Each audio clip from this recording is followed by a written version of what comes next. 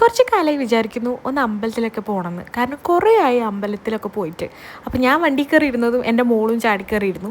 അങ്ങനെ ഞാനും അനിയന്മാരും വാവയും കൂടെ തിരുവങ്ങൂരുള്ള നമ്മുടെ പാർത്ഥസാരഥി ക്ഷേത്രത്തിലാണ് പോയിട്ടുള്ളത്. അങ്ങനെ അമ്പലത്തിലൊക്കെ എത്തി.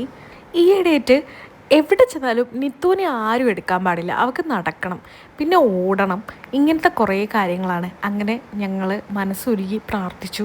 നമ്മളിപ്പോൾ അമ്പലത്തിൽ പോകുമ്പോൾ നമുക്ക് എന്താണെന്നറിയില്ല, ആ ഒരു ആംബിയൻസും എല്ലാം വളരെ നല്ലൊരു പോസിറ്റിവിറ്റി തരുന്ന പോലെ എനിക്കെപ്പോഴും ഫീൽ ചെയ്യാറുണ്ട്. ഈവനിങ് ആയിരുന്നു കേട്ടോ ഞങ്ങൾ അമ്പലത്തിലെത്തിയത്. അതുകൊണ്ട് തന്നെ വഴിപാട് കഴിച്ചാൽ ഒരു 7:30 വരെ ഞങ്ങൾക്ക് പ്രസാദത്തിന് വേണ്ടി വെയിറ്റ് ചെയ്യേണ്ടി വന്നു.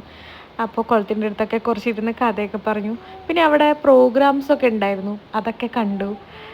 ദെൻ ഞങ്ങൾ കുറച്ച് നേരം കഴിഞ്ഞ് പ്രസാദമൊക്കെ വാങ്ങി വീട്ടിലേക്ക് പോയി. അപ്പോഴേക്കും നിത്ത് ഉറങ്ങിയിട്ടുണ്ടായിരുന്നു. അപ്പോൾ വീട്ടിലെത്തി ഭക്ഷണമൊക്കെ കഴിച്ചു.